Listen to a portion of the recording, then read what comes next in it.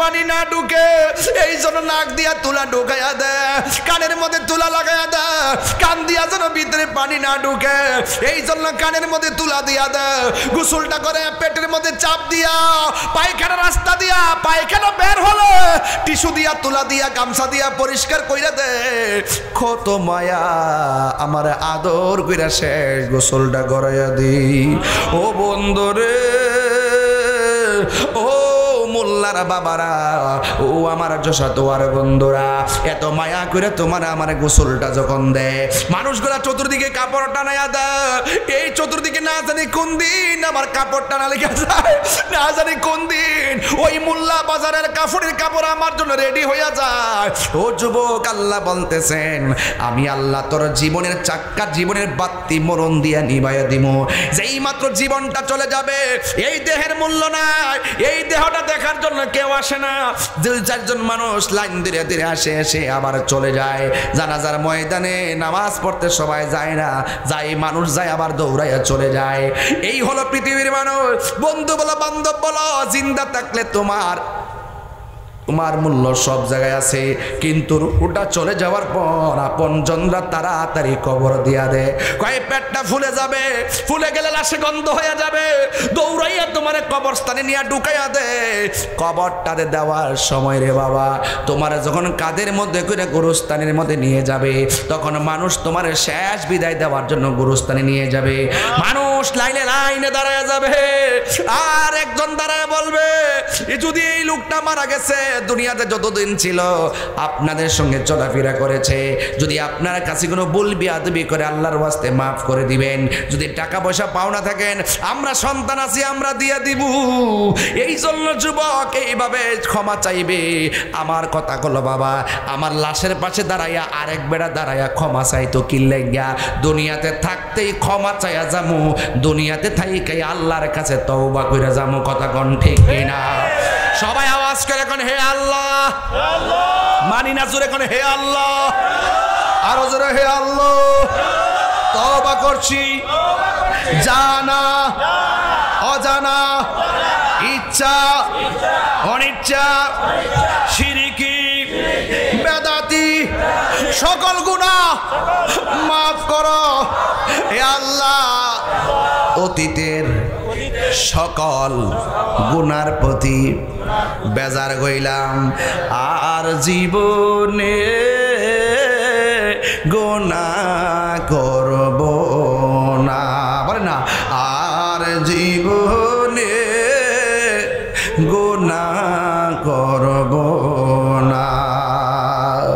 মন্দ না, সবাই সবাই মন্দ নাই রে বান্ধব নাই রে, যে জাগায় তিনবার কন্যা আল্লাহ।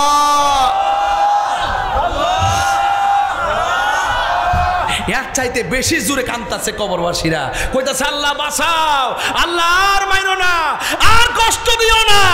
এদের কান্নার আওয়াজ আমরা শুনি না। রাসূল বলছে এই কবরবাসী দৈনিক রাতে দিনে যেইভাবে বাঁচাও বাঁচাও করে কান্দে, এই আওয়াজ যদি পৃথিবীর কোনো মানুষের কানে লাগতো, ওই মানুষের কানের পর্দা ফাইটা মারা যাইতো। আল্লাহু আকবার কোন কেন? কবরে যদি মানুষ দেখিত কবরে, আল্লাহ আপনি একটু দেখেন না, দি মানুষ গরবা রিসা রিয়ার পাগল হইত গরবা রিয়া পাগল হয়। বন্ধু নাই রে বান্ধব নাই রে, যে জাগায় বন্ধু নাই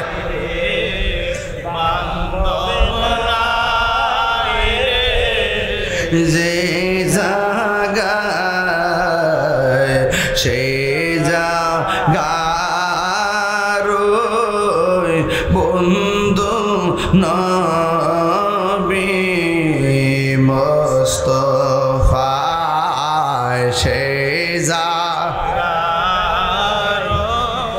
এই বন্ধু নবী এই বাপ মা যারা হারাইছেন ওই বাপ মার চোখটা মুখটা খেয়াল করে বলেন আব্বা আম্মা যারা সই সে মাবুদ কব রে আব্বা আম্মা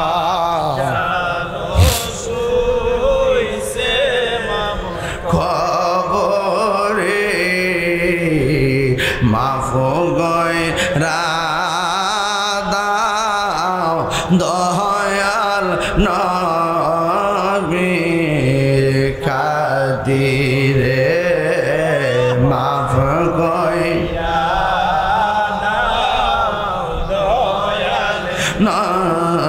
নবীর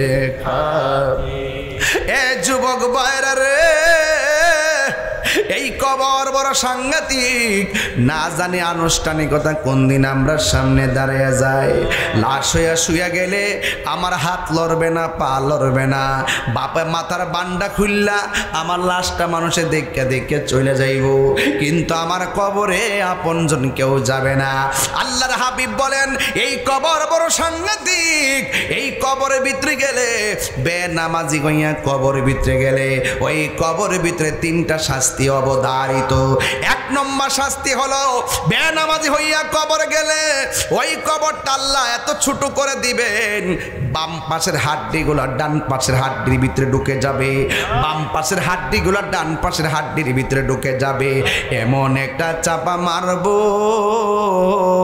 তখন বান্দা আল্লাহর ডাক দিয়ে বলবো আল্লাহ মাটির চাপা আর সহ্য হয় না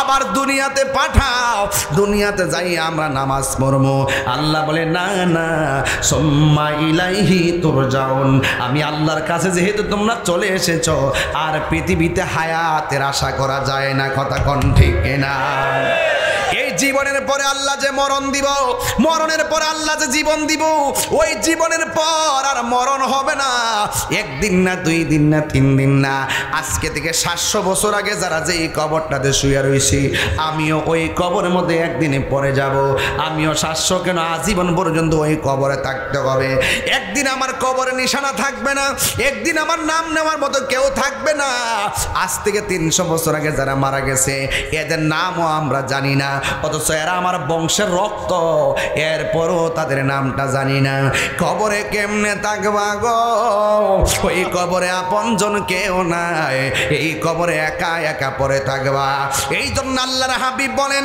বেনামাজি হইয়া কবরে গেলে ওই কবর মাটি তোমার চাপা মারবো 2 নম্বর কবরের ভিতরে আগুন ধরাইয়া দেওয়া হবে এই কবরের ভিতরে সর্প ঢুকাইয়া দেওয়া হবে আর যদি তুমি মানুষের মতো মানুষ হইয়া ওই কবরস্থানে যাইতে পারো কবরে যাওয়ার পর আমার আল্লাহ ওই কবরের ভিতরে নামাজটারে নূরের টুকরা বানাইয়া কবরে পাঠাইয়া ওই অন্ধকার কবরকে আলোকিত করে দিবি আর বড় করে বলে না সুবহানাল্লাহ বলেন কেন তাহিরির বিরুদ্ধে ফেসবুকে লেখে আবার তাহিরির সামনে লেখে হুজুর একটা সেলফি তুলি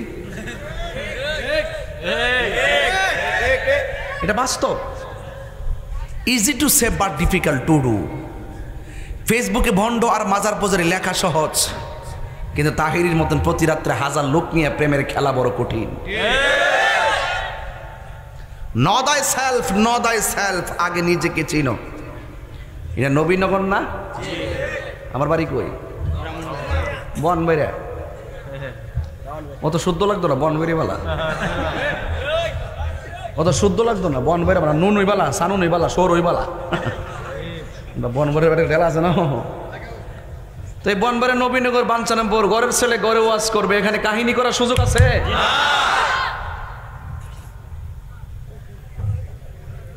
নবীজির বাড়িতে ইহুদি খ্রিস্টান কাফেররা আসলে দমক দিতেন না ভালোবাসার সুরে কথা বলতেন এটাই উচিত লাকাদ কানা লাকুম ফি রাসূলিল্লাহি উসওয়াতুন হাসানাহ নবীর মাঝে আছে আমাদের চলার মডেল কিভাবে কথা বলতে হবে কিভাবে সম্পর্ক তৈরি করতে হবে, কিভাবে হক কথা মানুষকে বোঝাতে হবে। আপনার মাঝে যদি হিকমত না থাকে কঠিন ভাষায় মানুষকে বোঝানো সম্ভব না। গোলাপ ফুলের গ্রান একরকম, বেলি ফুলের গ্রান একরকম, হাসনানা ফুলের গ্রান একরকম, রজনীগন্ধা ফুলের গ্রান একরকম। গ্রান যদিও ভিন্ন, নাম একটাই, ফুল। নাম কি? তাহিরি হুজুরের ওয়াজের ধরন একরকম, আরেক হুজুরের ধরন আরেক রকম, আরেক হুজুরের ধরন আরেক রকম। যদিও হুজুর ভিন্ন, সুর ভিন্ন, কিন্তু টার্গেট একটাই, কোরআন এবং সুন্নাহ। কথা কোন ঠিক কিনা? এর বাইরে যাওয়ার সুযোগ আছে আমরা? আমি যদি কোরআন সুন্নাহর বাইরে কথা বলি আপনাকে আমাকে রাখবেন এখানে? তাই না? সিরালয় বেন্দরে তাইলে এত হাজার হাজার লোক আমার ঘন্টা 2 ঘন্টা ওয়াজ শুনে বোঝা গেল যে ওয়াজের ভিতরে আমি যে কথাগুলো বলি এই কথাগুলো কোরআন সুন্নাহর সাথে সাংঘর্ষিক নয়। যদি সাংঘর্ষিক হতো তাহলে আমি 1 মিনিট কথা বলতে পারতাম না। কথা কোন ঠিক কিনা?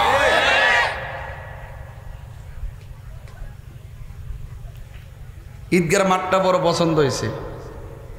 ঈদগার মাঠের পরিবেশ দ্বারা বোঝা যায় এলাকার মানুষ উন্নয়ন বান্ধব মানুষ। কথা কোন ঠিক না বেটি? ঈদগার মাঠের সুন্দর বর্ধন দিয়ে বোঝা যায় এলাকার মানুষ সম্প্রীতি বান্ধব মানুষ। নাইলে 1 গ্রামে 3 ঈদগাহ হয়ে যায়। আর এই এলাকাতে যশোতোয়া আর মোল্লা মিললে হইলে 1 ঈদগাহ। জোরে কন্যা সুবহানাল্লাহ। তাহলে আমরা একটা ভালো মেসেজ পাইয়া গেলাম না? এটা তো অন্য অন্য গ্রামও যাই বলতে পারবো, মিয়াদ কিতা করো না করো, 1 গ্রামে 3 ঈদ, 1 গ্রামের মধ্যে 3 ঈদগাহ দিয়ে বই রইছ।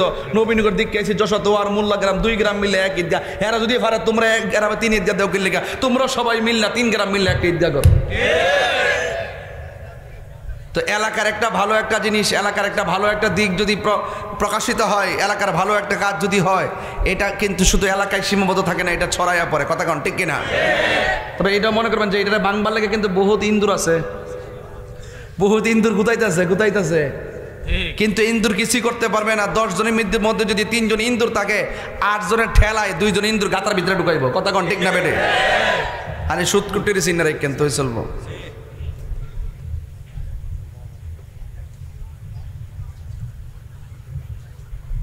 তো আপনার কেউ জবানটা খুইলা কোন ইজ্জতের মালিক কে? আল্লাহ। আসল ঘরের নাম কি?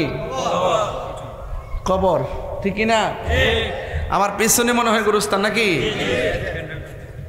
আশিক মিয়া কো? তা তো বহুত কষ্ট করছে। আসিনি? বাড়িতে গেছে, সে এখনো কষ্ট করতেছে। তো যাই হোক যুবক ভাইয়ের আমার, নিঃশ্বাসের কোনো বিশ্বাস কেউ আগে মারা যাবে। ওই যে গত পরশুদিন দেখলাম, আগের দিন দেখলাম বিয়ার অনুষ্ঠানে যোগদান করার জন্য রওনা দিছে। এক বাসের মাইক্রোর ভিতরে 10-12 জন ছিল। ওই যে স্টিলের ব্রিজ ভাঙ্গিয়া মাঝখান দিয়ে মাইক্রোটা নিচে পড়ে গেছে। পড়ে যাওয়ার পরে কয়জন না মারা গেছে? প্রায় 9 জন মারা গেছে, কিন্তু ছোট্ট একটা বাচ্চা বেঁচে আছে। জোরে কন্যা সুবহানাল্লাহ। শক্তিশালী বড় মানুষটা মারা গেছে, ছোট বাচ্চাটা বাচ্চা গেছে। বলুন এই বাচ্চাটার মালিক কে? যারা শখ করে নতুন কাপড় বইরা গয়না লাগাই গেছে বিয়া খাইতো, এরা আদৌ জানতো না যে ব্রিজ ভাঙ্গা নিচে পড়বো, এখানে তার মৃত্যুবরণ হবে। যদি জানতো তাইলে জীবনও যাইতো না। এই জন্য রে তাগরা যুবক, খুব শক্তি বেশি না, মোবাইল নিয়ে মস্তানি করো, আইফোন আর 15 লইয়া না মস্তানি করো। দেখবা এমনি মোবাইল টিপতেছো, হঠাৎ করে মাথা ব্যথা হয়েছে, হুপ্পু দফা নাইস দে ফিরে মরে গেছো গা, কিন্তু ওই সময় তোমার উজুও ছিল না, তোমার নামাজও কাজা। এই জন্য সবসময় উজু রাখবেন, আর নামাজটা ঠিক মতো করে রাখবেন, আর সবসময় মৃত্যুর জন্য প্রস্তুত থাকবেন। কারণ যেই কোনো মুহূর্তে মৃত্যু আসতে পারে।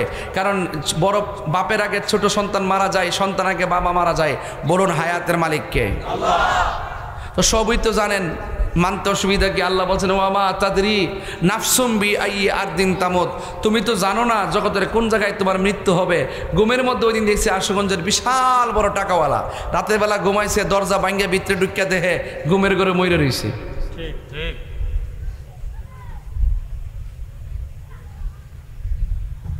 এবার ঈদের মধ্যে বহুত লোক 1 লাখ 1.5 লাখ টাকা দিয়ে গরু কিনছে, কেনার পরে গুস্ত টুস্ত ঠিকই খাইছে। দেখলাম যে চেহারাটা মলিন, জিগাইলাম চেহারা মলিন কিনলে গিয়া কয় হুজুর গতবার বাপটারে লইয়া গুস্ত খাইছিলাম, এবার বাপটা লইয়া খাইতাম পারছি না, বাপটা কবরে চলে গেছে। গতবার মা রান্না করে দিছিল, এবার মার রান্না খাইতাম পারি না, মাটা কবর। এক কথা কর না কেন, কথা কি সত্য কিনা বলেন না কেন?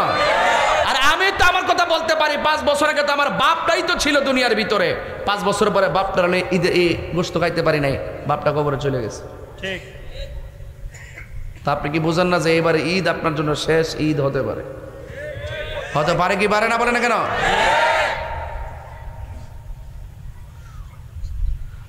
গভীর মনোযোগ, নীরব থাকা লাগবে। মাহফিলে এসেছেন, আবার মাহফিলে চলে যাবেন, কিন্তু মনে রাখবেন, দেখলাম প্রায় 11তম মাহফিলটা অনুষ্ঠিত হতে যাচ্ছে। এই 11টা বছরের ভিতরে এলাকার যশোতোয়া আর মোল্লা গ্রামের 11 জন, কেন 11 জনের উপরে দুনিয়া থেকে দুনিয়ায় চলে গেছে। এই দুনিয়া থেকে যারা চলে গেছে, 11 বছরে অনেক 11 জন কবরে চলে গেছে। আগামীর 22তম মাহফিল আসার আগে এখানে অনেক মানুষের মরণের ডাক এসে যাবে, সে নিজেও জানে না। আগামী 11 বছরের ভিতরে কবর দেশে একা একা গিয়ে পড়ে থাকতে হবে। জবানটা খুলে বলেন, হায়াতের মালিক কে? মিনহা খালাকনাকুম ওয়া ফিহা নুঈদুকুম ওয়া মিনহা নুখরিজুকুম তারাতান উখরা।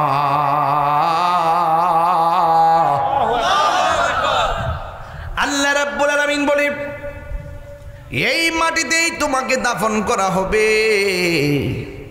এই মাটি থেকেই তোমাকে একদিন হাসরের ময়দানে উলঙ্গ অবস্থায় তোলা হবে। রাসেলস ভাইপার নামের সাপ বের হইছে। যশোতোয়া আর মোল্লা গ্রামের ঘরে ঘরে রাসেলস ভাইপার আছে না নাই? তো ঘরে ঘরে যদি থাকে, তাইলে আপনি বসবাস করছেন কেমনে? যদিও ঘরের ভিতরে নাই, কিন্তু ঘরের ভিতরে মানুষের মোবাইলে ছবি আছে না নাই? মোবাইলে রাসেল ভাইপার সাপ, অনেক সাপের চাইতে সাপটা সবল মারে খুব দ্রুত গতিতে। এই জন্য রাসেল ভাইপার সাপের কারণে মানুষ অস্থির হয়ে গেছে। এই সাপগুলো কেন বেড়ে গেছে? আমার সমাজ থেকে শিয়াল উঠে গেছে, আমার সমাজ থেকে বেজি উঠে গেছে, আমার সমাজ থেকে গুইসাপ উঠে গেছে। গুইসাপ দেখলে, এক বাড়িতে দেখলে 10 বাড়ির মানুষ মিল্লা গুইসাপ মারতে মাঠে নামে। নাইল্লা খেতার পাট খেতের চিপাচাপা দিয়ে বহুত গুইসাপ ছিল। এই গুইসাপগুলোর মারার জন্য আমরা পাগল হয়ে গেছি, কিন্তু গুইসাপের জীবনে কাউরে কাটতে দেখছেননি। যেই সাপটা কোনো ক্ষতি করে নাই আপনার, ওই সাপটাকে মারার জন্য পাগল হয়ে গেলাম। জীবনে কোনো শিয়াল আপনাকে দৌড়ায় কামড় দিতে দেখছেন? শিয়াল দিনের বেলা মানুষের ঘরে আসতে দেখছেন? এই শিয়াল দিনের বেলা দেখলে 10 জন মিলে মারার জন্য পাগল হয়ে যায়। যুবক ভাইরা, বেজি দেখছেন? বেজি গুরুস্থানার জংলা দিয়া স্বর্গের এই পার থেকে ওই পারে চোখের পলকে চলে যায়, কিন্তু আপনাকে কোনোদিন বেজি কামড়াইতে আসে নাই। অথচ বেজি দেখলে আমরা দৌড়াইয়া মারতে যাই। যখন আমরা বেজি মাইরা শেষ করে ফেলাইছি, শিয়াল মাইরা শেষ করে ফেলাইছি, যখন আমরা গুইসাপ মাইরা শেষ করে ফেলাইছি, তখন বিষধর সাপগুলো রাস্তাঘাটে বেরিয়ে গেছে। কারণ এই সাপ, ওই সমস্ত শিয়াল এবং বেজি এবং গুইসাপ যখন ছিল, ওই গুইসাপগুলো জংলার ভিতর থেকে ওই বিষাক্ত সাপগুলোকে তারা টেনে টেনে খাইতো। এই জন্য বিষাক্ত রাসেলস ভাইপার সাপ বেড়ে গেছে। আগের মতন বেজি নাই, গুইসাপ নাই। যেই সাপে সাপ খায় ওই সাপের নাম গুইসাপ। জংলার ভিতর থেকে পানির চিপা থেকে গুইসাপ সাপ বের করে করে খাইতো। এই জন্য গুইসাপ কমে গেছে, শিয়াল কমে গেছে, আর বেজি কমে গেছে। যুবক ভাইরা আমার, বিষধর সাপের ডরে দেখলাম অনেক জেলার মধ্যে সাপ বেরিয়ে গেছে। এই রাসেলস ভাইপার সাপটা গোল কইরা মাটিতে বসে থাকে, মানুষ দেখলে সবল দেওয়ার জন্য পাগল হয়ে যায়। সবলটা দেওয়ার পর দ্রুত গতিতে ওজা বাদ্যার দিকে না ছুরিটা জেলা সদর হসপিটালে যেতে হবে, তাইলে আপনাকে সুন্দর করে তারা ট্রিটমেন্ট করবে। ইদানিং শোনা গেছে ছোট বাচ্চা পর্যন্ত ওই সাপের কামড়ে দুনিয়া থেকে চলে গেছে। অনেক বিষাক্ত সাপ, এই জন্য এটা নিয়ে উদ্বিগ্ন হওয়া যাবে না, সাবধানতা অবলম্বন করতে হবে। মাননীয় প্রধানমন্ত্রীকে বলবো, আসলে ঘটনাটা সত্য না মিথ্যা যাচাই করার জন্য বেসরকারি সংস্থা দেন। এই সাপের বিরুদ্ধে প্রয়োজনে ব্যবস্থা গ্রহণ করা লাগবে। যদি প্রয়োজনে ব্যবস্থা গ্রহণ করা না হয়, ফেসবুক নামক গজবে যেইভাবে প্রচার হইতেছে, আগামীর দিনে কৃষক ধান ক্ষেত করার জন্য ময়দানে যাবে না। কথা কন না, লাগে এইগুলোকে নিধন করতে হবে। বাংলাদেশে দেখবেন চোখের পলকে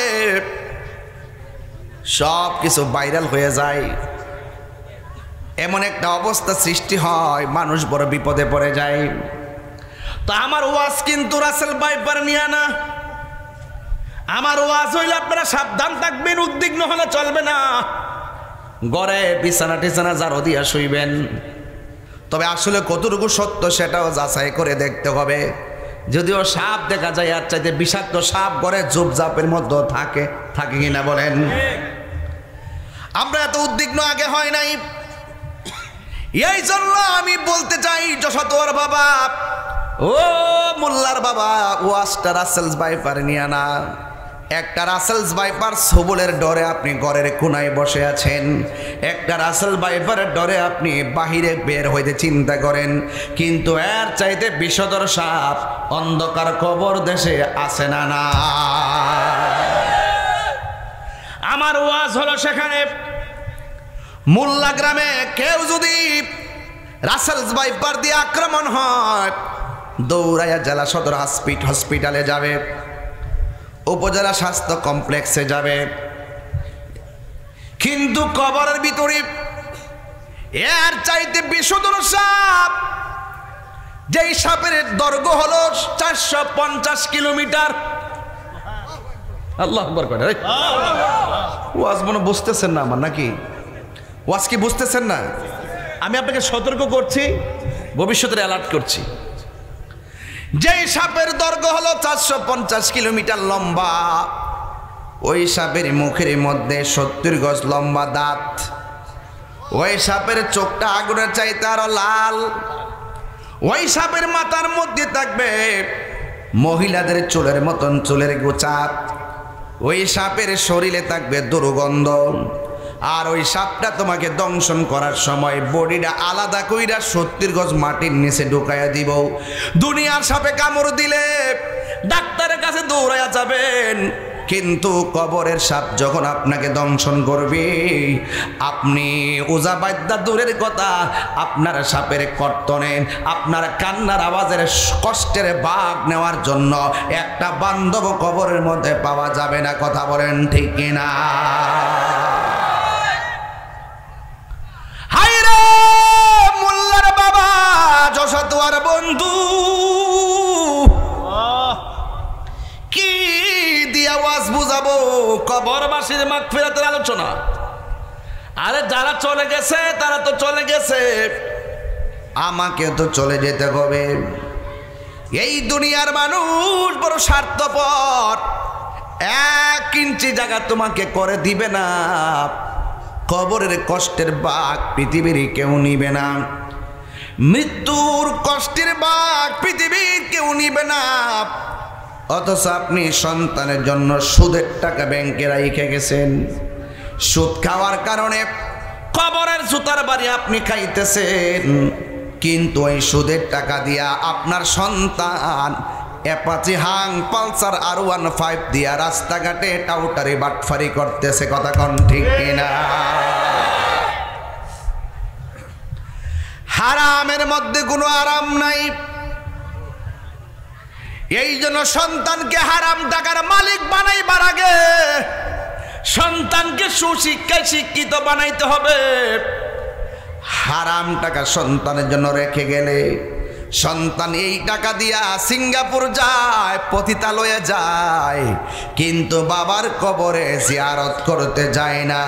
আর সন্তানকে যদি হালাল টাকা খাওয়াইয়া মানুষের বাচ্চা বানায় যাইতে পারেন, লন্ডন থাকলেও বাবা মায়ের জন্য সন্তানের কবরে মনটা পড়ে থাকে। কথা কন ঠিক কিনা? এই সন্তান বাপমার কবর জিয়ারত করে। এই জন্য আমি যশোদুয়ার বাবা, মোল্লার বাবা পায়ের মধ্যে হাত দিয়ে বইলা দিয়া যামু, আপনার জীবনটা চলে গেছে, আপনার সন্তানকে আপনি এমন কিছু দিয়া যান যে সন্তানটা আপনি চলে যাওয়ার পরেও আপনার কবরের পাশে যাইয়া দোয়া করবে, রব্বির হামহুমা। সবাই আমার সাথে বিনায়া বিনায়া জবান খুলে গন, রব্বির হামহুমা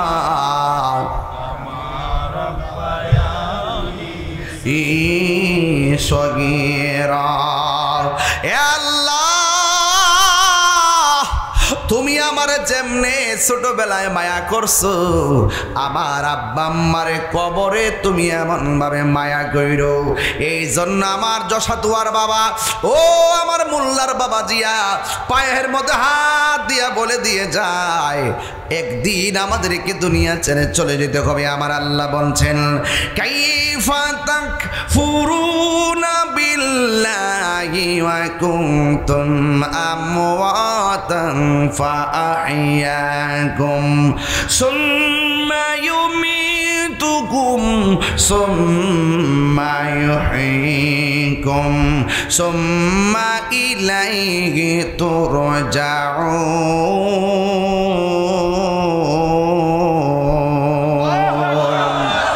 আল্লাহ রাব্বুল আলামিন বলে, তোমরা আমি আল্লাহকে কিভাবে অস্বীকার করছো? তোমরা ছিলে মুর্দা, আমি আল্লাহ তোমাদেরকে জীবন দিয়েছি, এখন দলিলে পেয়ে গেলাম জীবন দেওয়ার মালিককে। যুবক বার আমার, আল্লাহ রাব্বুল আলামিন কোরআনে বলছে, তোমরা কিভাবে আমি আল্লাহকে অস্বীকার করছো? তোমরা ছিলে মুর্দা, আমি আল্লাহ তোমাদেরকে জীবন দান করেছি। জীবন পাওয়ার পরে কেউ এমপি, জীবন পাওয়ার পরে কেউ মন্ত্রী, জীবন পাওয়ার পরে কেউ বক্তা, জীবন পাওয়ার পরে কেউ ইঞ্জিনিয়ার, কিন্তু কেউ টিনের ঘরের মালিক, কেউ সোনের ঘরের মালিক, কেউ বিল্ডিং ঘরের মালিক। যে যত টাকার মালিক হোক না কেন, সবার ঘর একটা। জবান খুলে কোন শেষ ঘরের নাম কি? আরো বড় করবেন কি? সাজিয়ে গুজিয়ে দে মোরে সজনী তোরা, সাজিয়ে গুজিয়ে দে মোরে, সাজিয়ে গুজিয়ে দে মোরে সজনী তোরা, সাজিয়ে। বড়ই পাতার গরম জলে শুয়ায়া মশারির তোলে, বড়ই পাতা গরম জলে,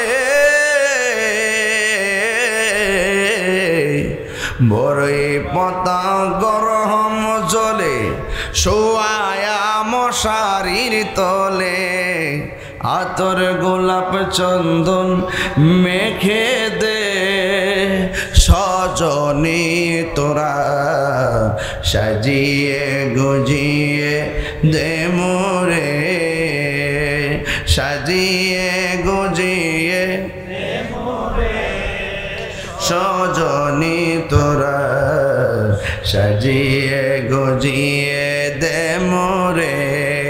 এত রঙিন এত কাপড় কিছুই তো ভালো লাগে না মোর, এত রঙিন এত কাপড়,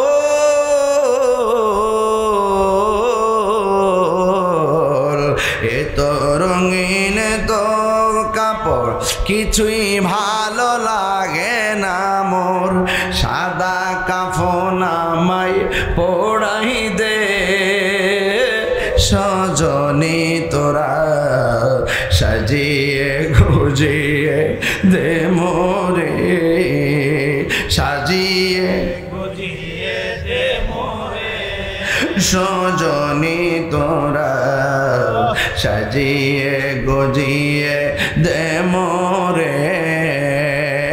জোরে জোরে কি আল্লাহু আকবার বলা যাবে না?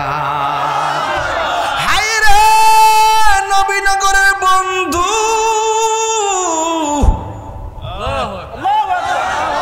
কষ্ট হইতেছে আপনাদের? কবরটাতে খুললা দেখেন গা কি অবস্থা আছে। এই বৃষ্টি দিনে গলা পর্যন্ত কবরে পানি লেগে রইছে। আরে একটা পানি খিচ্চা দিলাম না, কবরে হাড্ডিগুলো বাসতেছে। একটা কবরে খবর জানলাম না সে সুখী কিনা দুঃখী আছে। কথা কোন ঠিক না? আজকে যেই লোকটা রাত্রে নিষেধে কবরে পড়ে আছে, একদিন আপনি আমিও পড়ে থাকবো। আজকে আমরা যেমন তাদের খবর নেই না, আমাদের খবর কেউ নিবে না। এই জন্য আল্লাহ বলছেন ওয়া কুনতুম আমওয়াতান ফাআহইয়াকুম সুম্মা ইউমীতুকুম সুম্মা ইউহয়ীকুম সুম্মা ইলাইহি তুরজাউন।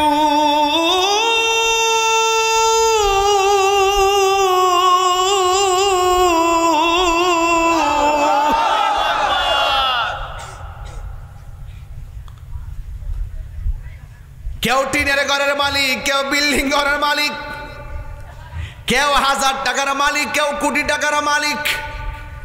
আজকেও আমি বিকালবেলা ঘরের মধ্যে বসলাম, একজন লোকের ওয়াজ বুঝাইতেছি আর বলতেছি, তুমি কয় বেলা খাও? কয় বেলা? 3 বেলা। কথা কন। 3 বেলা। ও কোটিপতি, তুমি কয় বেলা খাও? কয় মেন তো 3 বেলা টুকিটাকি খাবার খায়, ওকে, কিন্তু আমাদের সকাল দুপুর এবং রাত্র প্রচলিত 3 বেলা খাবার। কোটিপতিও খায় 3 বেলা, রিক্সাওয়ালাও খায় 3 বেলা। হয়তো বড় লোকেরা বালা তরকারি দিয়া খায়, গরিবের একটু নরমাল দিয়া খায়। যদিও তারা 8 প্রকার আইটেম দিয়া খায়, আলুর ভর্তার ডাইলের মজা আছে না না? হ্যাঁ, ওদের খের লুল পড়তেছে ধরবেটা। আচ্ছা পাবো আলুর ভর্তা ডাইলটা ফাইলে কিও, আলু ভর্তা ডাইলটা ফাইলে কি তার কিছু লাগে না গীতা? হ্যাঁ, মজা নেই কি? তাও কি সমস্যা? কি খারাপ লাগতেছে? শেষ করে দিতাম নি? লাইনটা ঠিক আছে নেওয়াজে? আমি যেটাই কই না কই, আমি কিন্তু লাইন ঠিক রাখুম।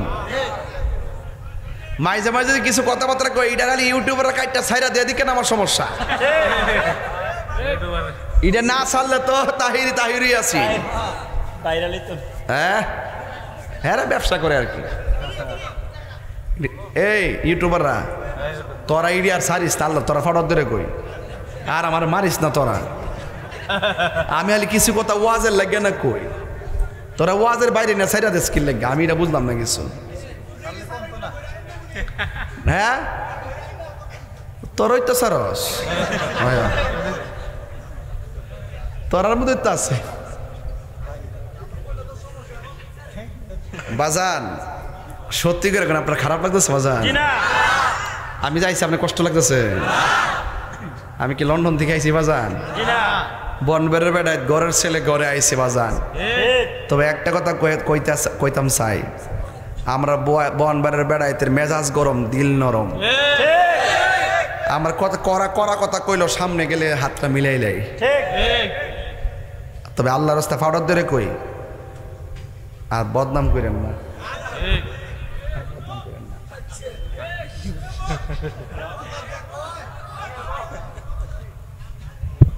মারামারি করেন না, মারামারি হলারে গায়ে গেই ফাউডারদেরকে কই। হ্যাঁ শান্তিপ্রিয় বোঝা হয়ে যায় দুই গ্রামের এক ঈদগাহ জন্য বোঝা হয়ে যায় শান্তিপ্রিয় বাবা। তারপরে কয়া যায় শয়তান মরছে না। শয়তান এখন আছে। এই এই এই এই বাবা কই যাও বাজান বাজার কই যায় না একটু জিরাইতেছি আমি। এক ঠেলা যে 30 মিনিট কথা বলছি না, কষ্ট লেগেছে এখানে। খাইছি এইমাত্র, গরম ডবেছে আর খাওয়ানটা কি কম খাওয়াইছে। মাছের ডালটা দিয়া লাস্টে ভালো লাগছে না? তুই জিব্বা ঘুরাইস না পাগলা, জিব্বাটা আবার ভিতরে তস না হালিয়ে ইতিতে করে বাজান। তবে আমি কথাটা কইতাম না ইসলাম কে লেগে জানেননি, বড় লোকে যে 3 বেলা খায় আমরা খাই। কেউ হয়তো 10 তলাতে ঘুমা, কেউ টিনের ঘরে ঘুমা। 10 তলার রাত যেটা আমার রায় তো 10 তলার দিন যেটা আমার দিনও, 10 তলার গরির কাটা যেটা আমারও, 10 তলার বিল্ডিং এর মালিকের শেষ গড়টা যেটা গরিবেরও। তো বাহাদুরি করেন কি লেগে? টেয়া বেশি যাস না কবর ভাবটা হইব যা টেয়া বলা করে, টেয়া বলা টেয়া বাইরে বাইরে দুমা উড়াইব টেয়ার ঘরে টেয়া। জাকাত দাসান দিকে 20টা বন্ধ হয়ে যায়। টেয়া বলি টেয়া আরে টেয়া ফুলের সৌরভ মানুষের গৌরব চিরদিন থাকে না। তা আল্লাহ যারে দন দিছে দিছে, এতে কি অহংকার করা কিছু? দিন যাইতেছে রাইতো যাইতেছে। তবে একটা কথা কয়ে দিতাম চাই, কবরের ভিতরে বন্ধু যাইবনি, বান্ধব যাইবনি, টেহা যাইবনি, সম্পদ যাইবনি। তবে 3টা কাজ কইরা যান, কবর আজীবন যাইব। সুবহানাল্লাহ কোন কি লেখা? ঈদগাহ যে দান করছেন মনে করছেন লস হয়ে গেছে গা? এটা ওই মিজানের ফাল্লা তুটবো। আরে গুরুস্থান দিছেন টেহা, এটা ওই মিজানের ফাল্লা তুটবো। গরিবেরা দান করছেন, এইটাই উঠবো। মাহফিলে টেহা দিছেন, এইটাই উঠবো। মা বাপরে খেদমত করতেছেন, এইটাই যাইব। কথা কোন ঠিক না? মানে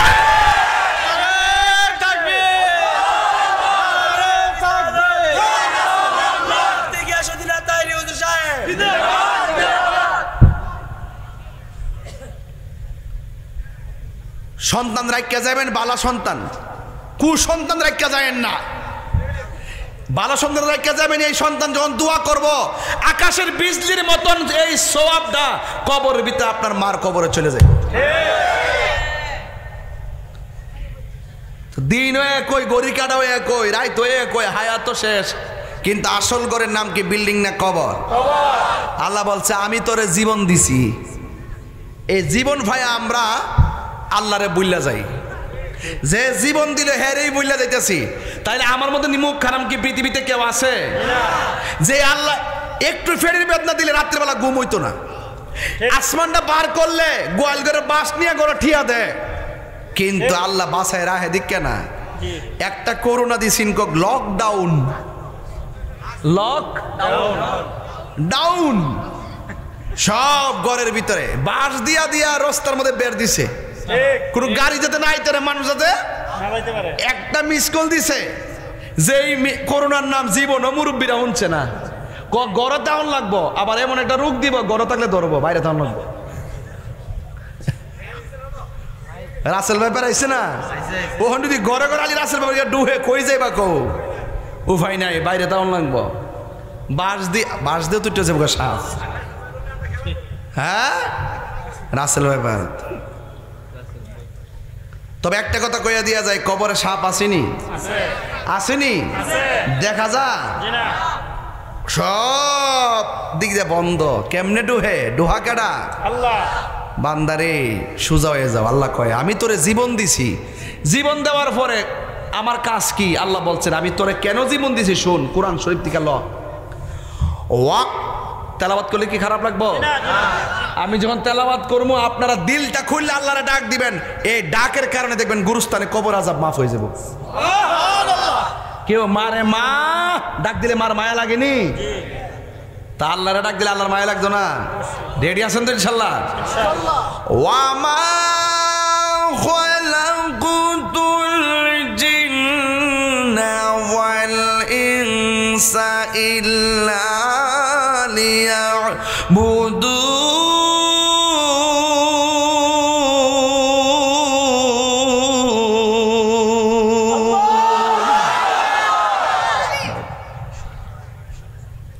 আল্লাহ রাব্বুল আলামিন বলেন, আমি মানুষ এবং জিন জাতিকে সৃষ্টি করেছি একমাত্র আমি আল্লাহর গোলামি করার জন্য।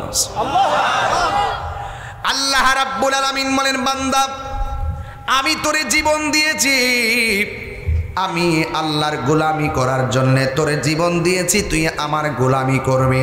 আপনারা জবান খুলে বলেন, সেজদা পাওয়ার মালিক কে? আল্লাহ ছাড়া কি কাউকে সেজদা করা যাবে? না।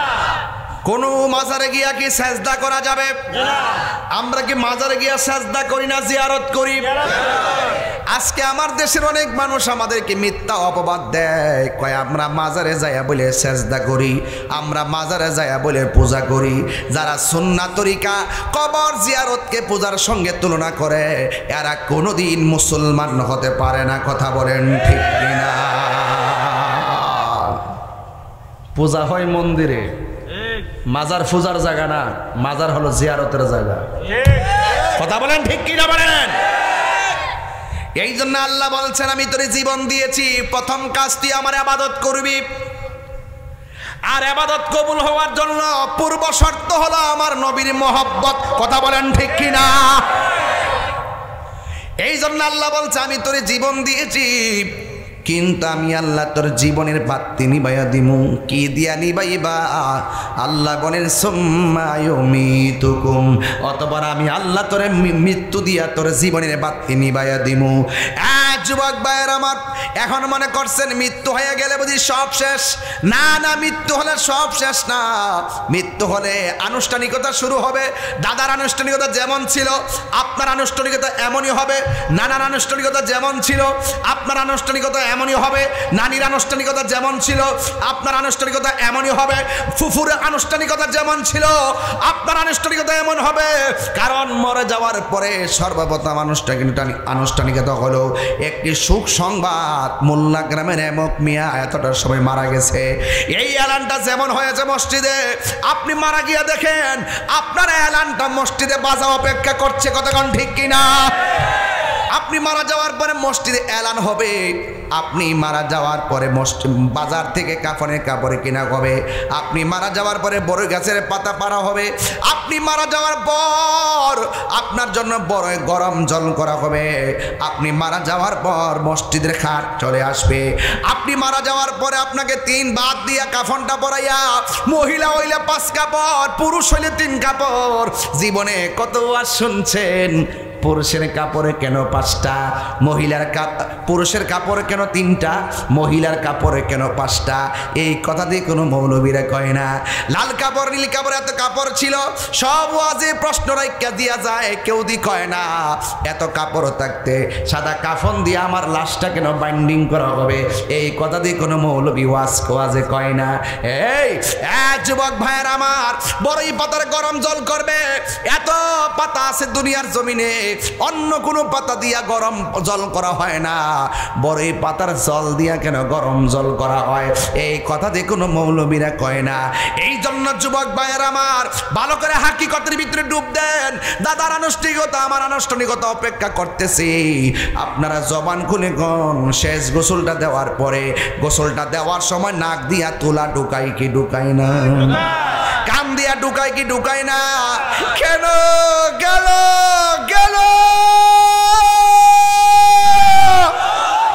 মায়া, মায়া রে মায়া, ওই আমি গোসল করাবো, নাক দিয়া যেন ভিতরে পানি না ঢুকে, এই জন্য নাক দিয়া তুলা ঢুকাইয়া দে, কানের মধ্যে তুলা লাগাইয়া দে, কান দিয়া যেন ভিতরে পানি না ঢুকে, এই জন্য কানের মধ্যে তুলা দিয়া দে।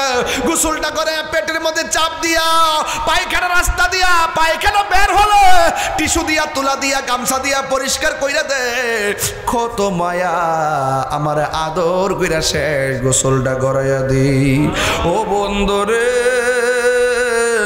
ও মোল্লারা বাবারা, ও আমার যশোর বন্ধুরা, এত মায়া করে তোমার আমার গোসলটা যখন দেয়, মানুষগুলা চতুর্দিকে কাপড় টানাইয়া দেয়, এই চতুর্দিকে না জানি কোন দিন আমার কাপড়টা না লেগে যায়, না জানি কোন দিন ওই মোল্লা বাজারের কাপড় আমার জন্য রেডি হয়ে যায়। ও যুবক, আল্লাহ বলতেছেন আমি আল্লাহ তোর জীবনের চাক্কা, জীবনের বাতি মরণ দিয়া নিভাইয়া দিব। যেই মাত্র জীবনটা চলে যাবে, এই দেহের মূল্য নাই, এই দেহটা দেখার জন্য কেউ আসে না। 2-4 মানুষ লাইন ধীরে ধীরে আসে, এসে আবার চলে যায়। জানাজার ময়দানে নামাজ পড়তে সবাই যায় না, যাই মানুষ যায় আবার দৌড়াইয়া চলে যায়। এই হলো পৃথিবীর মানুষ। বন্ধু বলো, বান্ধব বলো, জিন্দা থাকলে তোমার মূল্য সব জায়গায় আছে, কিন্তু রূহটা চলে যাওয়ার পর আপনজনরা তাড়াতাড়ি কবর দিয়া দেয়। কয় পেটটা ফুলে যাবে, ফুলে গেলে লাশে গন্ধ হয়ে যাবে, দৌড়াইয়া তোমার কবরস্থানে নিয়ে ঢুকাইয়া দে।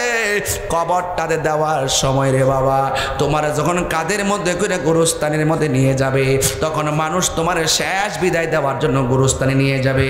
মানুষ লাইনে দাঁড়ায় যাবে, আর একজন দাঁড়ায় বলবে যদি এই লোকটা মারা গেছে, দুনিয়াতে যতদিন ছিল আপনাদের সঙ্গে চলাফেরা করেছে, যদি আপনার কাছে কোনো ভুল বিয়াদবি করে আল্লাহর ওয়াস্তে মাফ করে দিবেন। যদি টাকা পয়সা পাওনা থাকেন, আমরা সন্তান আছি, আমরা দিয়ে দিব। এই জন্য যুবক এইভাবে ক্ষমা চাইবে। আমার কথা হলো বাবা, আমার লাশের পাশে দাঁড়াইয়া আরেক বেড়া দাঁড়াইয়া ক্ষমা চাইতো কি লাগিয়া? দুনিয়াতে থাকতেই ক্ষমা চাইয়া যামু, দুনিয়াতে থাইকাই আল্লাহর কাছে তওবা কইরা যামু। কথা কোন ঠিক কিনা? সবাই আওয়াজ করে এখন হে আল্লাহ, মানি না জোরে কোন হে আল্লাহ, আরো জোরে হে আল্লাহ। তওবা করছি, জানা অজানা, ইচ্ছা অনিচ্ছা, শিরকি বেদাতি সকল গুনাহ মাফ করো হে আল্লাহ। অতীতের সকল গুনার প্রতি বেজার হইলাম, আর জীবনে গুনাহ করব না। বলে না, আর জীবনে গুনাহ করব না।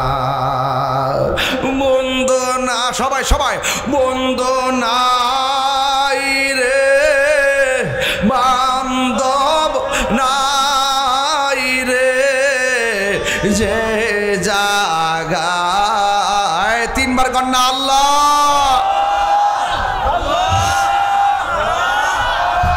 এর চাইতে বেশি জোরে কান্তাছে কবরবাসীরা, কইতাছে আল্লাহ বাঁচাও, আল্লাহ আর মাইরো না, আর কষ্ট দিও না।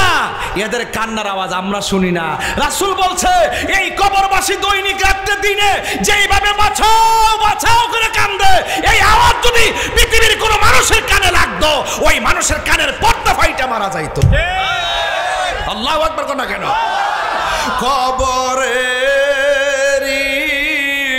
আযাব যদি মানুষ দেখিত, কবরে আল্লাহ আপনি একটু দেখেন না, দি মানুষ গরবা রিসা রিয়ার পাগল হইত গরবা রিয়া পাগল হয়। বন্ধু নাই রে বান্ধব নাই রে, যে জাগায় বন্ধু নাই,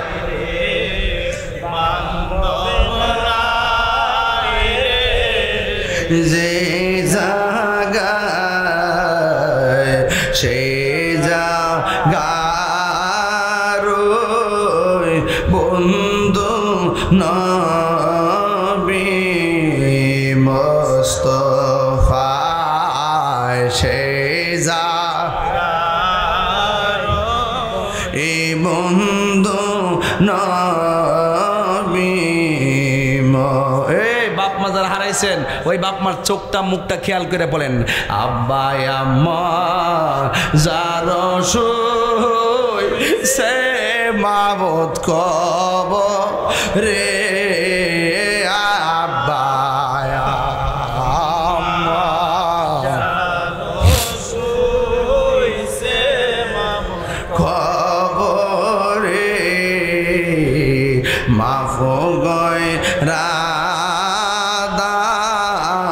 দয়াল নবীর খাতিরে মাফ কইরা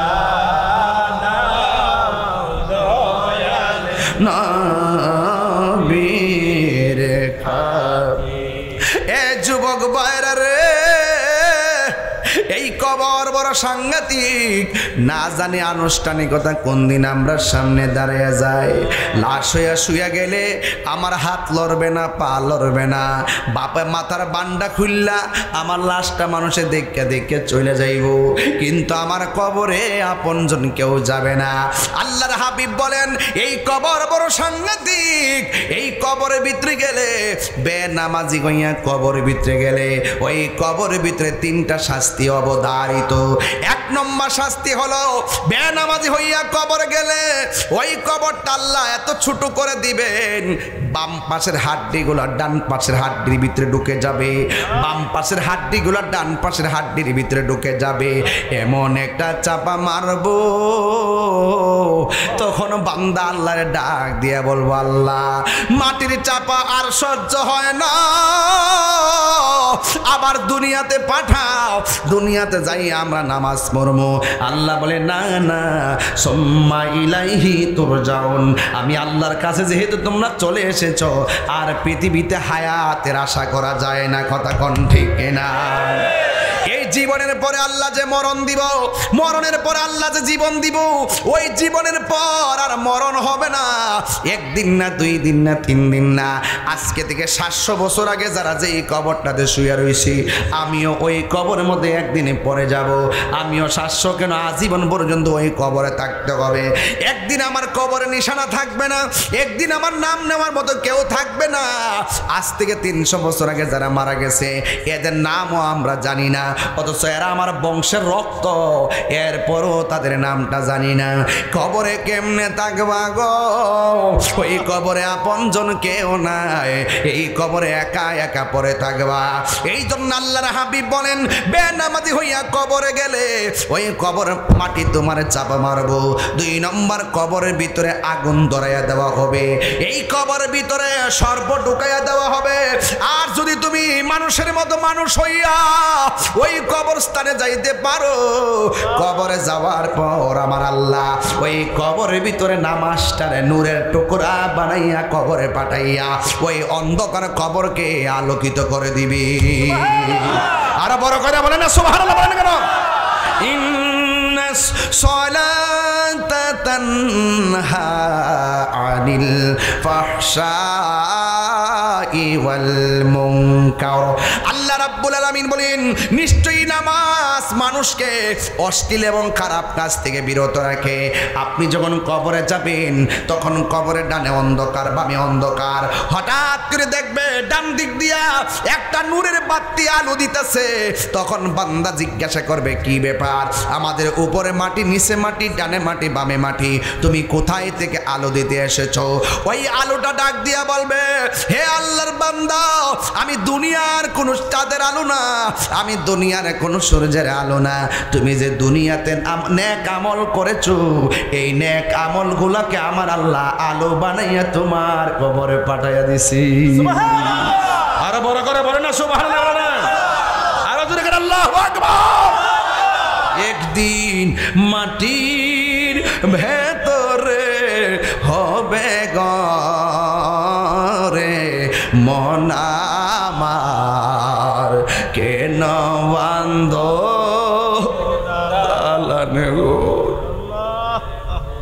রে মন আমার, কেন বান্ধ দালান গো? প্রাণ পাখি উড়ে যাবে পিঞ্জর ছেড়ে, ধরা দামে সবই রবে, তুমি যাবে চলে পাখি উড়ে যাবে ধরা দামে সবই রবে তুমি যাবে চলে বন্ধু বান্ধব যত মাতা পিতা তারা শত বন্ধু বান্ধব যত মাতা পিতা তারা শত হয়ে যাবে সবই তোমার পরে মন আমার কেন বন্ধ দালান ঘর রে মন আমার কেন বন্ধ দালান ঘর একদিন মাটির ভিতরে হবে ঘর রে মন আমার কেন বান্ধ দালান ঘর রে মন আমার কেন বান্ধ দালান ঘর সুবহানাল্লাহ। ওই কবরের ভিতরে আযাব কি সত্য না মিথ্যা? আরে তুমি যে প্রস্রাব করে পানি নেও না যুবক, আমার নবী বলে কবরে দুইটা কারণে বেশি আযাব হবে। এক নম্বর যারা চুগলখুর, সমাজের সব দ্বন্দ্ব হইল মুনাফিকদের কারণে, সমাজের সব দ্বন্দ্ব চুগলখুরদের কারণে, সমাজের সব দ্বন্দ্ব গীবতকারীদের কারণে। আল্লাহ রাসূল কয় এদেরকে শাস্তি দেওয়া হবে কবরে বেশি। আর তাহলে প্রস্রাব করে পবিত্রতা অর্জন করে না, এদেরকে কবরে শাস্তি দেওয়া হবে বেশি। কথা কোন ঠিক কিনা? এ যুবক, তোমার মতো বহুত যুবক দেখছি মোটরসাইকেল লয়ে বাইরেছে, মৃত্যুর লাশ হয়ে ঘরে ফিরছে। খবরদার, এই কবর সাংঘাতিক জায়গা। একদিন না তো দিনের পর দিন কবরে পড়ে থাকবেন, কবর ভাঙ্গা যাইব তুফানে, আর ভিতরে পানি ঢুকতেছে। ওই গতকাল নয় আজকেই দেখলাম একটা লাশ, মনে হয় আর একটা কবর করছে, এক কবরের উপর আরেক কবর থাকে না বাবা? আপনার গুরুস্থান পাওয়া যায় না? দেখতেছি যে কূপ দেওয়ার পরে সাদা কাফনটা সুতা হয়ে রইছে, আর আস্তে আস্তে কাফনটার মাটি লইয়া মাটি কবর ভাঙে গেছে তো, কাফনটা লাগিয়ে গেছে, টাইম না ছিটতেছে, আর হাড্ডিগুলো বাড়িতেছে এই জায়গাটা, আর মাথার খুলিটা বাড়িছে, চোখটা ঢুকে রইছে। এত সুন্দর দেহ গেল কই, এত সুন্দর চেহারা গেল কই? খবরদার যুবক, আপনার চিন্তা করতে হবে না, দুনিয়ার থাইকা ভালো কাজ কইরা যান, জিন্দা হলে নিন্দা হবে, প্রশংসা হবে স্মরণ সবাই, যদি আপনি মানুষের মতো মানুষের কাজ করে যাইতে পারেন। কথা কোন ঠিক কিনা? আর মাটির উপর থাইকা সুদ খাইয়া, মাটির উপর থাইকা ঘুষ খাইয়া, মাটির উপর থাইকা দুর্নীতি কইরা, মাটির উপর থাইকা গীবত কইরা, মাটির উপর থাইকা নবীর বিরুদ্ধে কথা বইলা, মাটির উপর থাইকা ওলি আল্লাহর বিরুদ্ধে কথা বইলা, মাটির উপর থাইকা মা বাবার বুকের মধ্যে লাথি মাইরা, মাটির উপর থাইকা মানুষের হক মাইরা খাইয়া, কবরের নিচে যাইয়া জান্নাতের গালিচা পাওয়া যাবে না, জান্নাতের গালিচা পাওয়া যাবে না, জান্নাতের গালিচা পাওয়া যাবে না। ঠিক কি না বলে?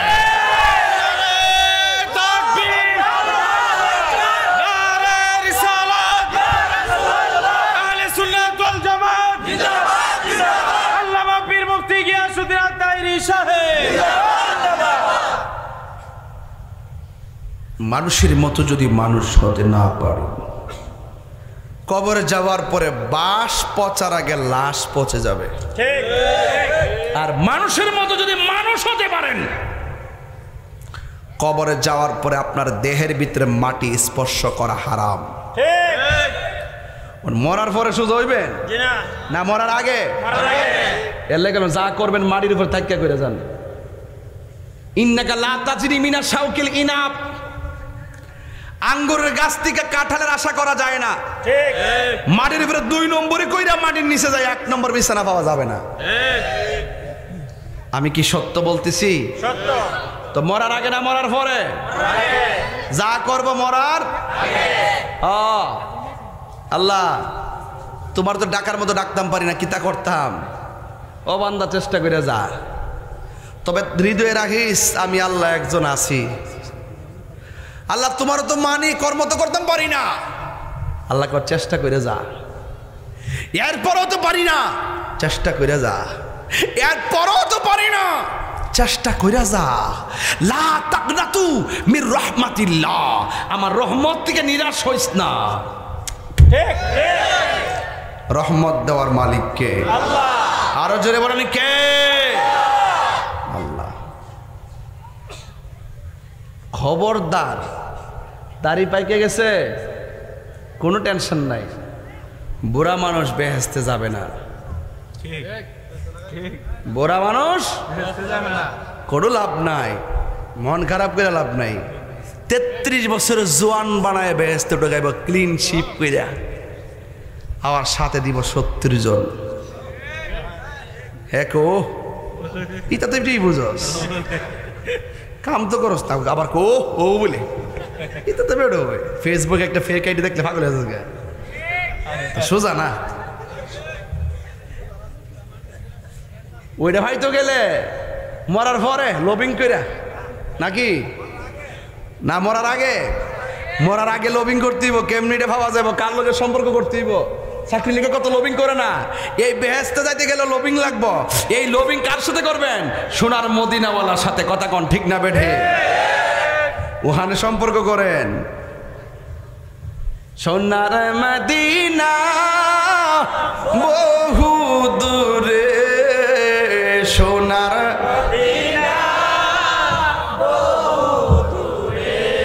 আচ্ছা, দুইটা হাত তুললে কি কষ্ট হইব বাজান? বানাই দেন না পতাকা, পতাকা বানাই দেন না। সোনার মদিনা এ সোনার মদিনা,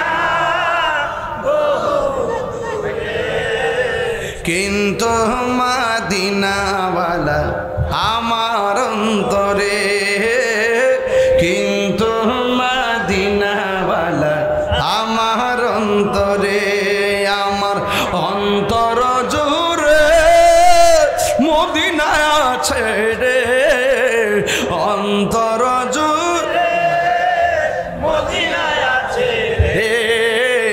ওই মদিনা কেমনে যাব মন মানে না রে, ওই মদিনা কেমনে যাব মন মানে না রে। যে গিয়েছে একবার সোনার মদিনা, তাহার মনে আর কোনো দুঃখ রইল না। যে গিয়েছে একবার সোনার মদিনা, তাহার মনে আর কোনো দুঃখ রইল না, তাহার মনে আর কোনো দুঃখ রইল না। যে গিয়েছে একবার সোনার মদিনা, তাহার মনে আর কোনো দুঃখ রইল না, তাহার মনে আর কোনো দুঃখ রইল না। নাই। আমার অন্তর জুড়ে মদিনায় আছে রে, অন্তর জুড়ে মদিনায় আছে রে। ওই মদিনা কেমনে যাব মন মানে না রে, ওই মদিনা কেমনে যাব মন মানে না রে। রাসূল তুমি শোনো গো আমার ফরিয়াদ, চুমুকেতে বাড়িয়ে দাও নূরানি হাত। রাসূল তুমি শোনো গো আমার ফরিয়াদ, চুমুকেতে বাড়িয়ে দাও নূরানি হাত, চুমুকেতে বাড়িয়ে দাও নূরানি হাত। আমার মন কান্দে রে, প্রাণ কান্দে রে, মন কান্দে রে, প্রাণ কান্দে রে। ওই মদিনা কেমনে যাব মন মানে না রে, ওই মদিনা কেমনে যাব মন মানে না রে। বলো সোনার মদিনা বহু দূরে, আর সোনার মদিনা বহু দূরে। হা কিন্তু মদিনাওয়ালা আমার অন্তরে, কিন্তু মদিনাওয়ালা আমার অন্তরে।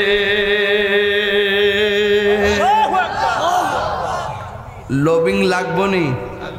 কথা কনা লাগবে, লবিং লাগবো নি? লাগবে। এই লবিং করতে গেলে কি কোনো ঘুষ লাগে? না, এই লবিং লাগতে কোনো জনমত লাগে? বলছে ও উম্মত, তোরা শুধুমাত্র তোদের ভালোবাসাটা আমি নবীর কদমে দিয়া দে।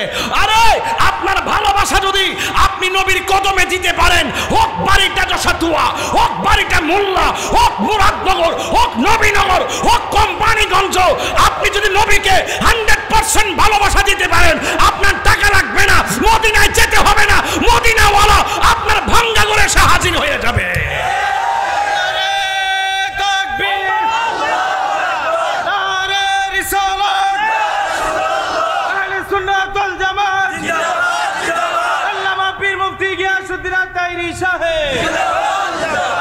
এই যে একটা গজলের বই আইছে আমার কাছে, ফাললে নিয়ে যায় 50 টাকা দিয়া।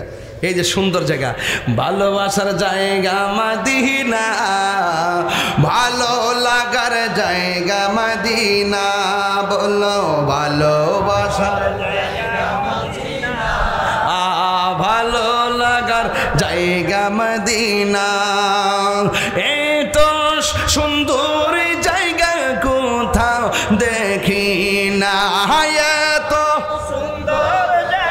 কোথাও দেখি নাও, সাজিয়েছেন দয়াল রব, সাজিয়েছেন দয়াল রব্বানা, ভালো লাগার জায়গা। এই যুবকরা যুবকরা, গজল গেলে খারাপ লাগে নাকি? ভালো লাগার জায়গা মদিনা, বলো ভালোবাসার জায়গা মদিনা, ভালো লাগার জায়গা মদিনা। একদিন কবর যাব, কেউ তো যাবে না, একদিন কবর যাব, কেউ তো যাবে না, যাবে না আমার শাহে মদিনা, যাবে না আমার শাহে মদিনা, ভালো লাগার জায়গা মদিনা, বলো ভালো লাগার জায়গা মদিনা, ভালোবাসার জায়গা মদিনা। যতই দুরুদ পড়ি তৃপ্তি মিটে না, পাগল ছাড়া, আশেক ছাড়া, প্রেমিক ছাড়া অন্য জানে না, ভালো লাগার জায়গা মদিনা। নবীর দরবারে লবিং লাগে? কারো ধরতে হয়, ঘুষ দিতে হয়, কিন্তু কি দিতে হয়? প্রেম দিতে হয়। কি দিতে হয়? প্রেম দিতে হয়। প্রেম আছে বলে পৃথিবী এত সুন্দর। শুনেন, লক্ষ লক্ষ বছর একটা কবরে পড়ে থাকবেন, যেই দিন ইসরাফিল সিংহা ফু দিবে সেই দিন কি হয়ে যাবে? কথা কন। আরে কি হয়ে যাবে? কিয়ামত কি সাধারণ কোনো কথা? আরে কিয়ামত কি সাধারণ কোনো কথা? কুল্লু মান আলাইহা ফান। আল্লাহু আকবার। ইস, আমি কিরে যা হাফেজ হইতে পারলাম না রে। কি তারে বাবা কারেন্ট আইছে? অতকান আইছে? কারেন্ট চারে ভাড়া লিয়েছে দশকা। কিতারে মাইক দি করা রে কারিডা নাম কিতারে? ও গণেশা, নাম হইতো গণেশা। সুবহানাল্লাহ। হ্যাঁ বাবা রে কারেন্ট চারে বাপলে লিছ। আরে বাপ রে বাপ, আওয়াজ জোরি বাবা। মারহাবা কোনা গেলি গা। হাফেজ হইলে আরো সুন্দর করে তেলাওয়াত করতে পারলাম। হইলে কুল্লু মান আলাইহা ফান। আল্লাহু আকবার। কি তারে কথা দিক হয়? কথা কোকেলা শুধু আল্লাহরে ডাক দিবেন। আমি চাই যে এই আওয়াজের কারণে কবরবাসী আজকে আনন্দে খেলতেছে। খবরলে দেখেন হ্যাঁ কইতাছে তাকদা মাহফিলে আরো চলক দে, আরে চলক দে। কবরবাসীরা খুশি না বেজার? আমার পোলা আমার জন্য আজকে দোয়া করবে, আমার স্বামী আমার জন্য দোয়া করবে, আমার সন্তান আমার জন্য দোয়া করবে। এটাই হলো কবরবাসীদের চাওয়া। কথা কোন ঠিক কিনা? কুল্লু মান আলাইহা ফানি ওয়া ইয়াবকা ওয়াজহু রাব্বিকা যুল জালালি ওয়াল ইকরাম।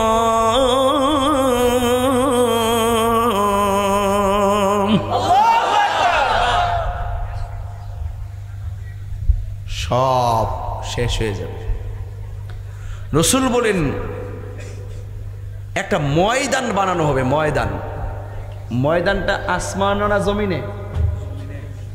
আমরা দেশের অনেকে হাসর মারতে বলে আসমানে হইব। ইতালে বেফতারা কথা। আসমান তো বাইঙ্গার টুকরো হয়ে ফুরিয়ে যাবো, আর কিতা আছে উপরে? এটা হবে শাম দেশে, জমিনটা হবে শাম দেশে, কিয়ামতের ময়দানটা, হাসর মাঠটা। আর মাটিটা কিন্তু এই মাটি হইতো না, এটা তামার মাটি। কি মাটি? তামার মাটি। 8 বিঘা তো উপরে সূর্যটা উঠবো, এই তামার মাটির উপরে সূর্যের তাপটা যখন 12টা মুখ লিয়ে হারিয়ে যাবো গা, মাটি কে আর তামা থাকবো না, আগুন হইব। কথা কনা কি হইব? আর রসুল বলছেন এই মাঠটার দিকে সবাই কবর থেকে উঠতে টাইটটা যাইব। আল্লাহ করে বলেন না? রসুল বলেন যে ওই মুহূর্তে যদি ওই মাঠে কেউ সন্তান প্রসব করত, মাঠটা এত গরম হবে, সে মাঠের গরমের কারণে সন্তানের পেটের উপরে পা দিয়া দাঁড়াইতো। এমন নাফসি নাফসি করবো, হাজি নিজের জন্য চিন্তা করব। কই কবরের দিকে মানুষ উলঙ্গ অবস্থা হয়ে যাইব। আয়েশা সিদ্দিকা রাদিয়াল্লাহু তাআলা আনহা বলেন, ইয়া রাসূলুল্লাহ, একজনের লজ্জাস্থান একজন দেখতে পারবে, এটা কেমন ধরনের মাঠ? রসুল কয়, আয়েশা রে, এমন মাঠ হইব কবর থেকে উঠানোর সময় গাঁট টেনে ভাঙিয়ে তুলবো, এমনি এমনি দেবে, এমনি এমনি, আর সূর্য চোখে লাগবে, এমনি এমনি দেব। মাথার খুলিটা ফাইটটা উড়ে যাবো গা, আর মাথার মগজগুলা বাতের মারের মতন, আল্লাহু আকবার কোনে গেলে, বাতের মারের মতন মগজগুলা সিটটা সিটটা পড়বো।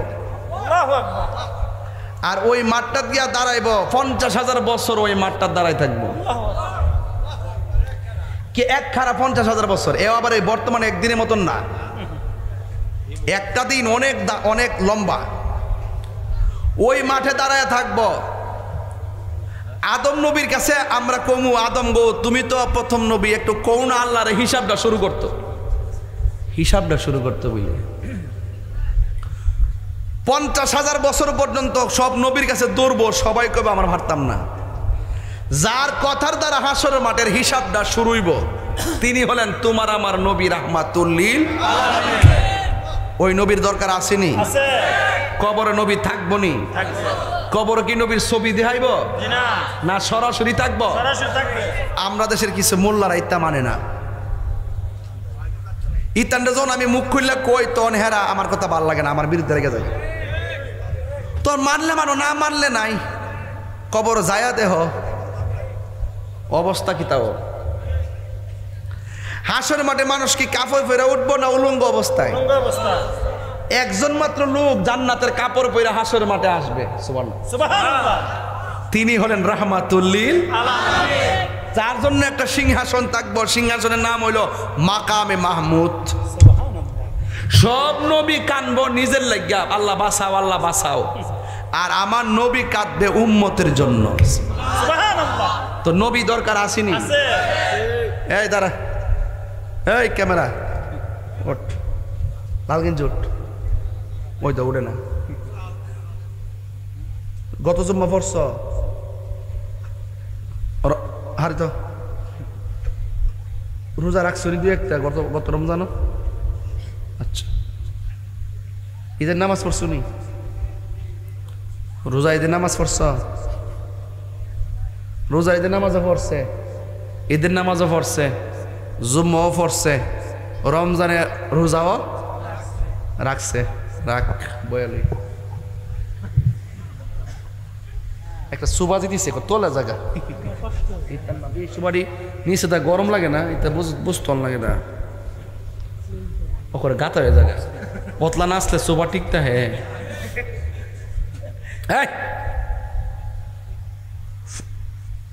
নামাজ পড়ছে, ঈদের নামাজ পড়ছে, ঈদুল ফিতরের নামাজ পড়ছে, জুম্মা পড়ছে, খুব খেয়াল করেন রমজানের রোজা কিন্তু কবুল হয়েছে কিনা জানো নি? আল্লাহ জানে, কইতারেন না। 10 বছর থেকে 50 বছর পর্যন্ত নামাজ পড়ছেন, ফুলাফান বুঝতো না, মুরব্বীরা বুঝবেন আমার ওয়াজ। বলেন বুকে হাত দিয়া বলেন নামাজটা কবুল হয়েছে কিনা? একদিন কি ওয়ারেন্টি কার্ড পাইছেন? গ্যারান্টি কার্ড পাইছেন? কবুলের সার্টিফিকেট পাইছেন?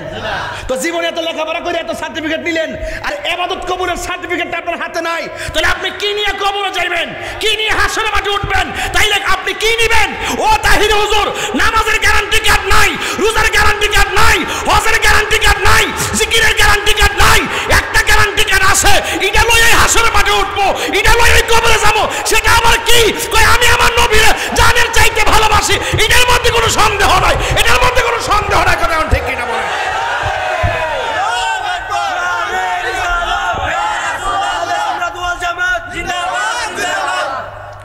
আমার কথা কি বুঝতে পারছেন? আর নামাজ পড়তে হইব, কিন্তু কবুলের সার্টিফিকেট তো নাই। কিন্তু আপনারা যদি কই এখন যে রে 10,000 টাকা দে মহারে নবীর বিরুদ্ধে কথা ক, হে কইব নবীর বিরুদ্ধে কথা কইব? নবীর গালি দিব? তইলে বুঝালন টাইমে টাইমে নামাজ ছাড়া দিয়ে বন্ধুর ফাল্লা থইরা, কিন্তু নামাজ ছাড়া দিল নবীর বিরুদ্ধে কথা কয় না। এটা হইল ঈমান, এটা হইল প্রেম, এটা হইল ভালোবাসা।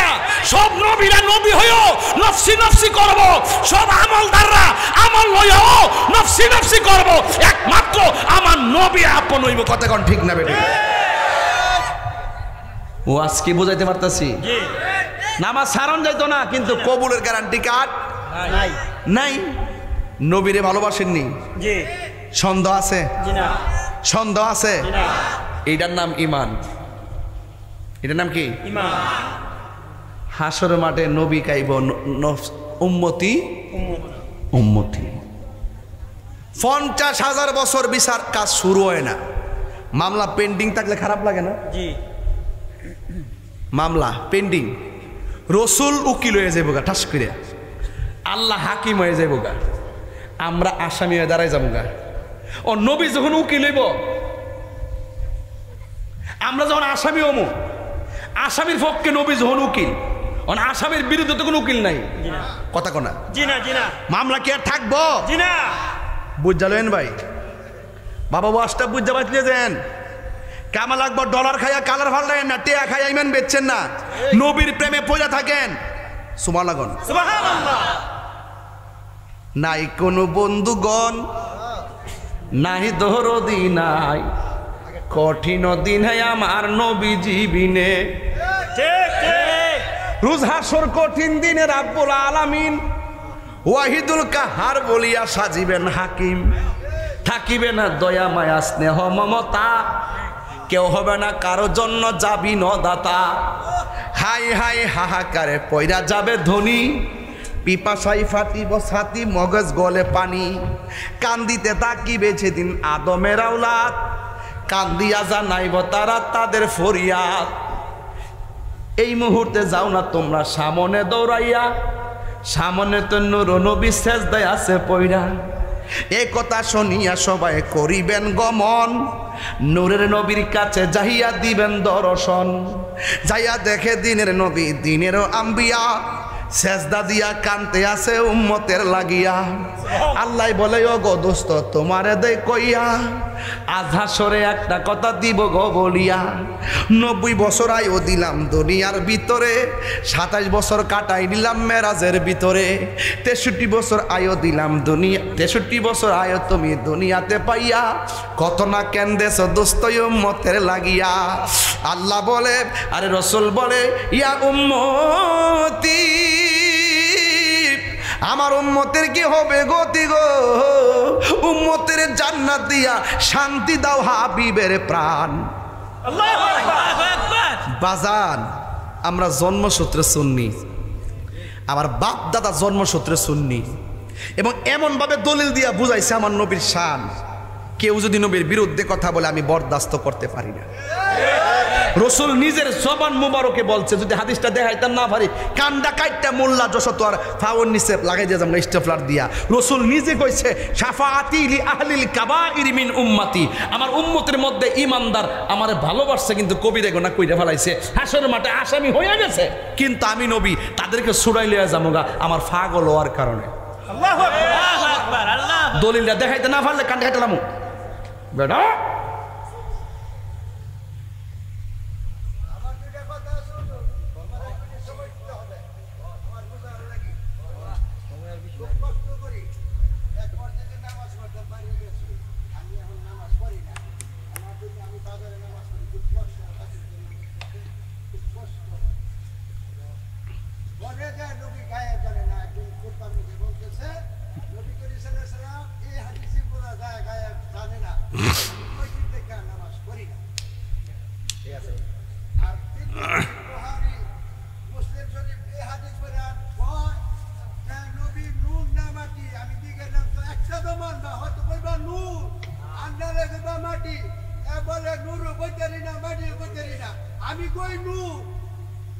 আমি কই নূর আর আমারও বদরে না নূর বদরে না ওটা আমি কই যাইতাম এখানে নামাজ পড়তাম বাইরে বিরা করতাম বল বড় বইয়া বন আচ্ছা বন বন এটা স্বীকৃতি চাই।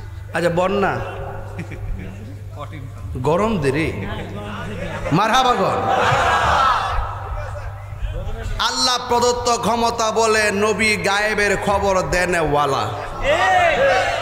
যখন আগুন নাই, ফানি নাই, লৌহ নাই, কলম নাই, ফেরেশতা নাই, চন্দ্র নাই, সূর্য নাই, মাটি নাই, জিন নাই, ইনসান নাই, আরশ নাই, লৌহ নাই, কলম নাই, নাই নাই কিছু নাই, তখনই আমার আল্লাহ নবীকে নূর দিয়া বানাইছে।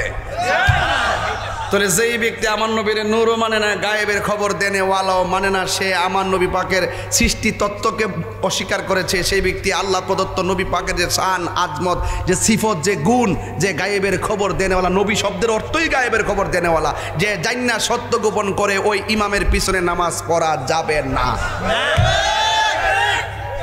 কথা কোন ঠিক না বেটে?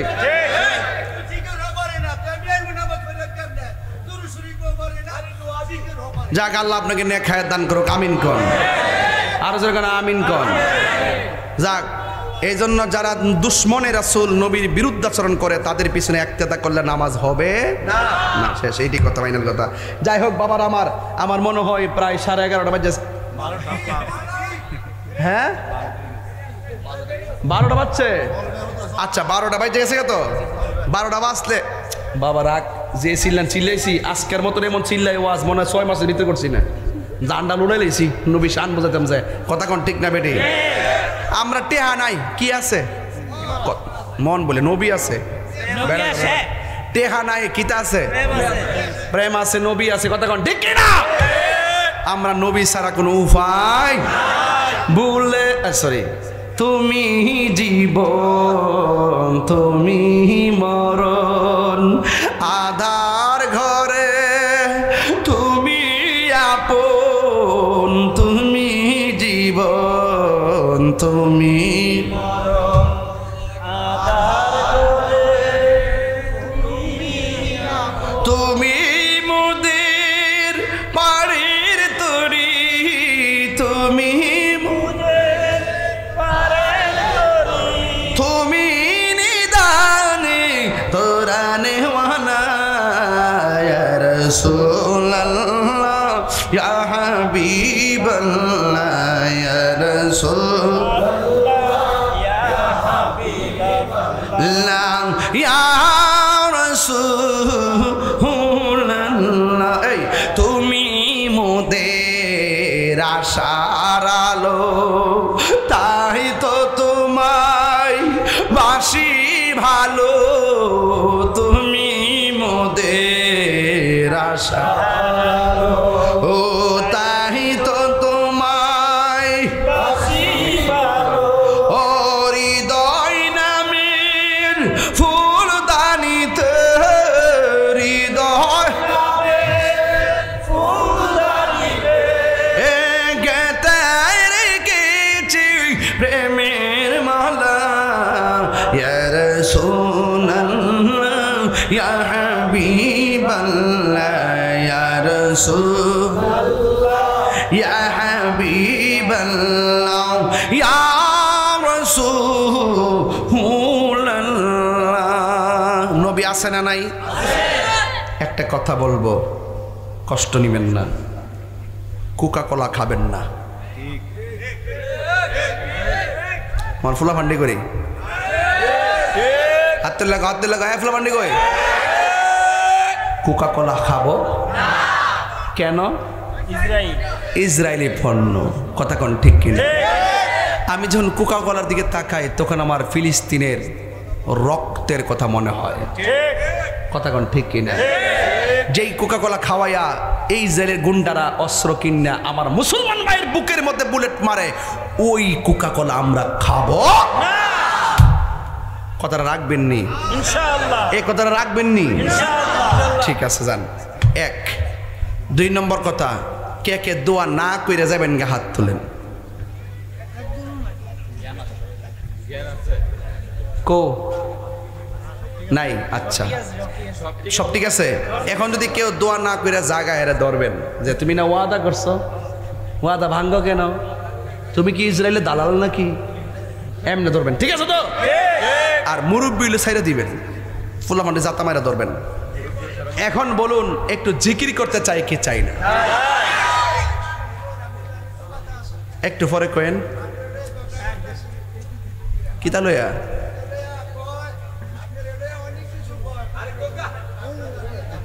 হ্যাঁ হ্যাঁ আচ্ছা বুঝছি।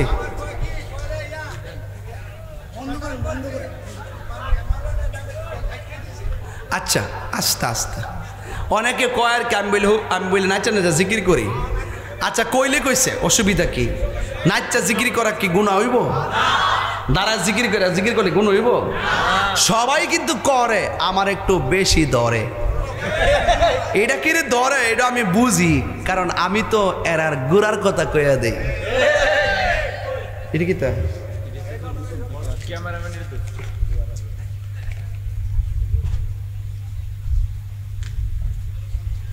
এইটা কোন যেত না? বাদ দে, তুই বেশি করলিস, মারি খাইবে,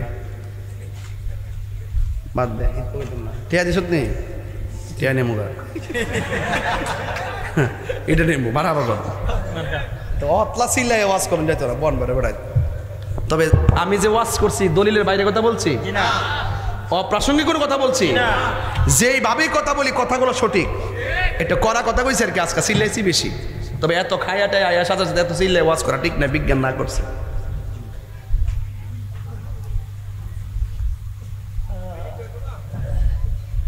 এই মাহফিলটা যে করছে আপনারা কি খুশি না বেজার?